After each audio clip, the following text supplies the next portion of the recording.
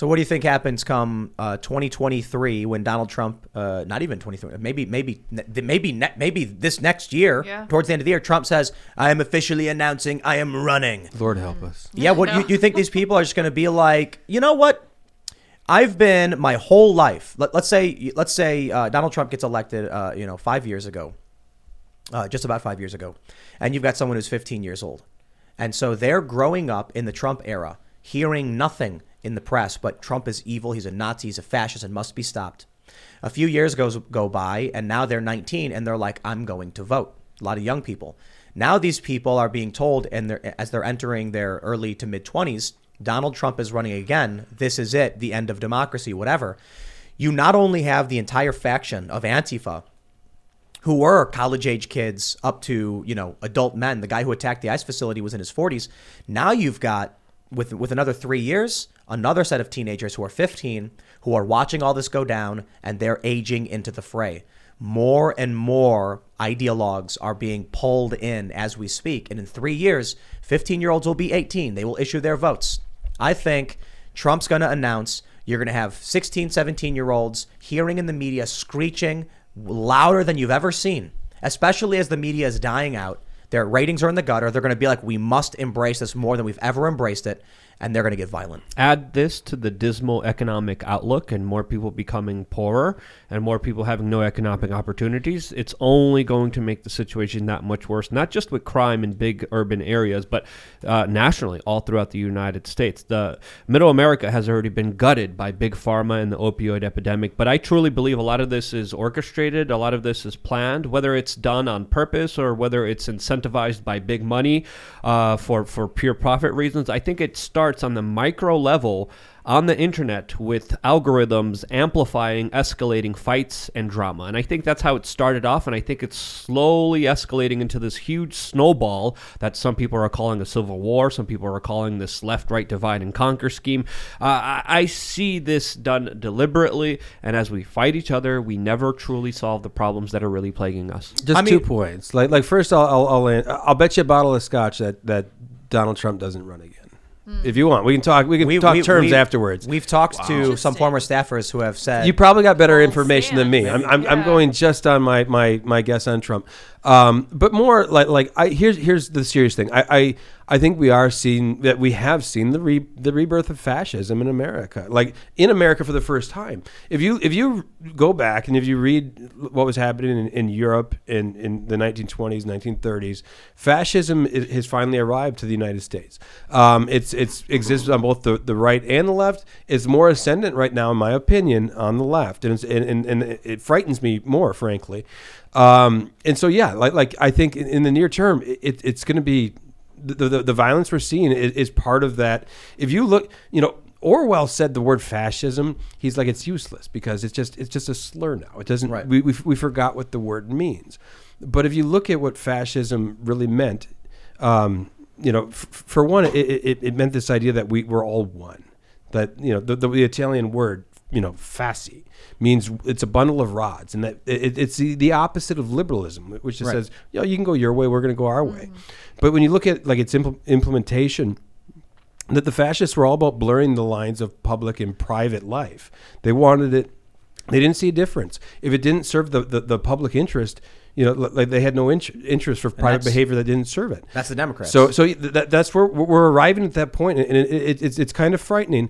But we've seen darker times. Liberty has seen darker times. FEE, for example, was founded 1946. 1946. Just pause for a minute and think what 1946 looked like. The communists were a global empire. Like they were power hungry. They were going everywhere. Our ideas are better. We have platforms to share them on. We need to persuade people. Don't go down this road. Don't go down this road of toxic ideology where you empower the state to run your lives in this fashion. The challenge I see is that we try to get leftists on the show periodically, but it's really hard. But we have had Vosh, we've had Destiny, we've had Jen Perlman, we've had a variety of people who are libertarians, many who are hard leftists. Destiny. A few. Yeah, I mentioned him. Yeah. And but mostly we get libertarians, moderates, conservatives, and I think libertarian is probably the best way to put it. Maybe not big L, but just people who are typically like, here's the news. I understand what's real. The problem is, we do this show with a variety of voices. I mean, Luke is very libertarian. He doesn't like to use I don't labels. like that word. I'm not saying big L. You're a freedom guy. Yeah. He's a freedom guy, and he's ragged on Trump the entirety of Trump's administration. He was never a Trump MAGA guy. The worst trolling I've ever had on Twitter was MAGA people that took issue with one of my tweets slamming Trump. But it's kind of a badge of honor. You got to slam people when they're wrong. I got ruthlessly attacked by them, and it was fine, and I welcomed it, and I welcomed the battle of ideas. It Let's freaked do me this. out. It's the first time that happened to me. So here's the issue. The crisis that we're facing is a crisis of realities. Two different universes colliding. At least two. My economic... It's funny when people get in debates on Twitter over whether or not I'm leftist or conservative, because all conservatives are like, Tim's clearly a leftist. But I agree with the right, for the most part, on what's reality. So when they say Trump colluded with Russia, I'm like, well, that's clearly false. I fact check it. Conservatives are like, yes, that's correct too, because we've also looked into it. But many of these establishment leftists believe something nonsensical. So what happens is, on this show, we just try to be correct. We're not always right. We also try to make sure our labels are correct. So I'll say something like leftists are pro Second Amendment. That's a fact. Liberals are not.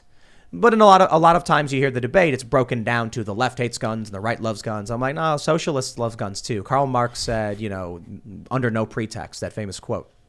So we try, but we also point out, I think it's fair to say, when you follow the facts, you will see the Democratic Party is the bastion of fascism today in America, with many Republicans as well, the establishment. You have the Lincoln Project, which were these former Republican, big shots, and they fled to the Democrats because Trump barged his way in. Trump is not a fascist, in my opinion, and I think what Trump represented was national populism, which kind of upended the establishment political parties, which do have a tendency towards fascism. But then you end up with many of the leftists blindly supporting Democrats because they live in different reality. So when you get Australia is a good example in my feud on Twitter with like Claire Lehman, where I'm like, The Guardian has reported this, abc.net.au has reported this, and I say it and say, hey, it's really bad that they're taking people and putting them in camps. But then you have people who genuinely believe I made that up. So I went on Joe Rogan, and I remember seeing, this got posted on Twitter or whatever, and one of the comments was, I'm 45 minutes in, and it's very obvious this guy Tim Pool is making all of this stuff up. What? And that's because they live in a totally different reality. So if you believe Quillette and you don't read the news, it's crazy to believe that the Australian Defence Force was deployed in the Northern Territory and is assisting with setting up checkpoints and taking people by army truck, Indigenous people, to quarantine camps. But that's not my reporting. That's The Guardian. I mean, The Guardian's supposed to be some great outlet. Well, some people don't live in reality. And because of that, they believe things that aren't true. They get angry, they get violent, and then they say, you're evil and I'll fight you. How do you deal with that? It's not an issue of my policy positions. I'm pro-choice. I'm fairly economically left libertarian. But that's totally meaningless if the actual progressives don't agree on what is real. Like we were just looking at something from Kyle Kalinske, and we'll jump into this in a second, where he's claiming Dave Rubin got some guy banned on Twitter with no evidence. And I'm just like, I would never report that because I would need verifiable evidence proving that Dave Rubin actually sent someone to get someone banned off the internet. But they will report it as true. Now, certainly we all have our faults as well. We get things wrong too. So I don't want to, I think Kyle Kalinske does a good job. But when you have Russiagate for years, when you have Rachel Maddow doubling down, and it's not true, and they still don't let it go after every bit of evidence proves them wrong, I don't know how you rectify a group of people who are willing to burn down buildings, kill people while believing insane stuff like this. How do you solve for that? No, like it's the most terrifying part, and I don't know when it started, but we live today in alternate universes, as you say. There's another. I'll go back to Orwell. He had a great quote. I think he wrote it in the early 40s. He was reflecting on his experience in the Spanish Civil War. And he said, everything since 1936 is propaganda. Oh, wow. And he said, the guy with him nodded. And then he explained, he's like, look, I've from an early age, I saw there was nothing ever written in a newspaper that was true. He said, but, it was during war, he said, where truth completely, it was obliterated. He didn't use that word, but he explained it far more poetically. And when it's one of the things I thought of, like in these recent years, when you're watching a CNN clip and they're describing a mostly peaceful protest while buildings are burning in the background. It's troubling when you see this, like where truth is going.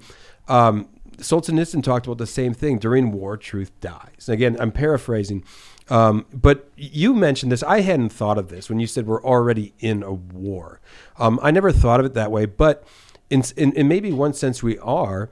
And when that is happening, truth, there's no place for truth. And people that care about it, that actually, if you tweet something wrong, you go fix it. You remove it. You apologize.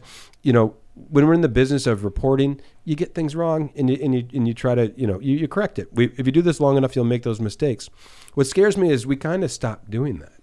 Media doesn't go and fix a lot of these mistakes anymore. They do occasionally. But it is troubling. Like we live in, I'll bring up Solzhenitsyn again, live not by lies. And I see lies everywhere today, and I find it, deeply troubling. It's one of the reasons, you looked at me, like as a person that might, say, well, it's not so bad. I was more taking issue with the catalyst of being abortion, right? I think there is going to be a catalyst that's going to cause some great civil unrest. Right. I just don't think abortion will probably be the one.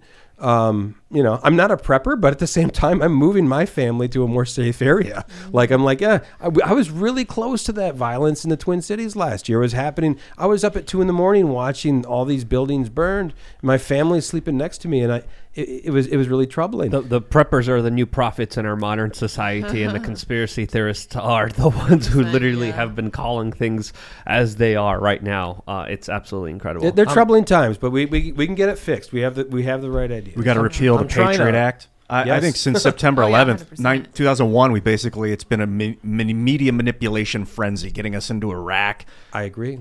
I thought of this today as I was going through like the TSA. I took a picture even, and I said, you know what? Bin Laden won. Like he got killed, but you know what? Everything he was trying to do, like he brought down, this evil empire in a way.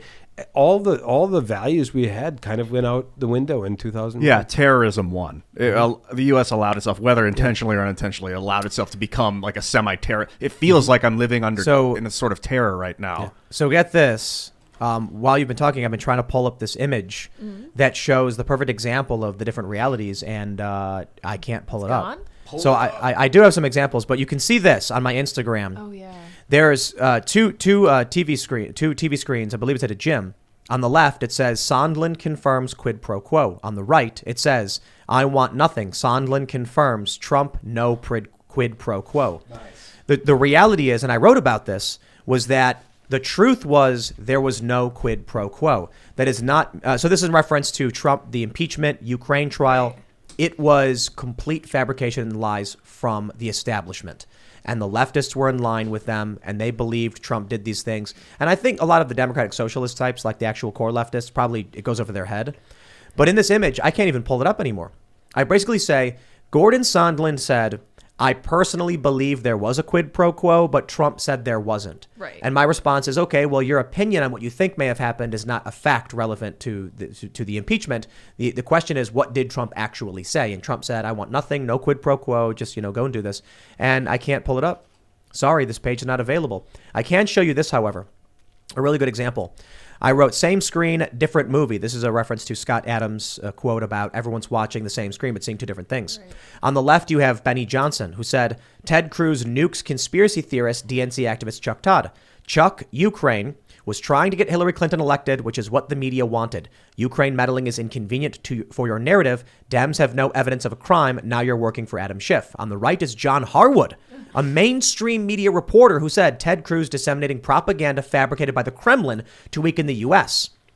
The reality is, Benny Johnson, a bit hyperbolic, but there's more truth to what he said. Politico reported, I believe it was in January of 2017, that elements in Ukraine, high-ranking government officials, colluded with the Democrats to try and help Hillary Clinton, to hurt Donald Trump. And it wasn't like a grand orchestrated Ukrainian government operation. It was a small thing. That's true. Politico reported it. I mean, maybe it's not true. Maybe Politico made it up. You pick. But I can only operate based on what these news outlets claim is true. And I believe that may have been Ken Delaney who reported it. I'm not entirely sure. I think so. But for John Harwood to come out and say it was Kremlin propaganda when the reporting was literally Politico, and the New York Times reported Ukrainian court rules that Ukrainians were meddling in the U.S. election, I'm like, that happened. But what do you end up with? They impeached Donald Trump on fabricated narratives. Now, look, you don't got to like Trump. At this point, I was like, look, I'm stop making me defend the guy. How are we supposed to reconcile what's happening when you have people who are just outright believing made up trash? This guy, John Harwood, literally made that up. I want to say that again. John Harwood completely fabricated this statement, disseminating information he made up in his own mind, and he gets away with it. That does confirm everything I know about Harwood, by the way. Yeah. But so it's two realities. You've got the establishment desperately trying to hold on for control, and maybe they won't make it. Maybe they won't be able to because of the expansion of new technologies and because, our generation is just more social media savvy. Young people are not going to be watching the TV in this way. Meet the Press is probably going to be worthless, but YouTube still props them up, puts them on the front page. So it is. We live in an age of propaganda. And the problem is that would be difficult. That would be a big problem, even if we were a highly educated society that could, tell. But you do polling today, and you see a majority of Americans can't tell fact from opinion. So this is on multiple fronts. There are problems. And, I think, if we're being honest with ourselves, there's going to be a little bit more pain before things get better.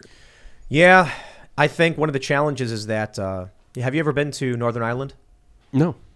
So I went there, and far be it from me to be an expert, but I saw some allusions. That's not illusions, allusions to some of the things we're seeing here, and that's the peace wall, separating the different sides in the fighting that took place in Northern Ireland. And on one side, they're pro-Israel, and there's a bunch of art, and on the other side, they're pro-Palestine. And I'm like, what does that have to do with your conflict? It didn't matter. It was tribalism. If one side adopted an idea, the other side adopted the counterpoint. And that's what I see here. If you have entire generations that are raised in completely different realities. Thanks for checking out this segment from the Timcast IRL podcast. If you want to watch live, you can check out this channel Monday through Friday at 8 p.m.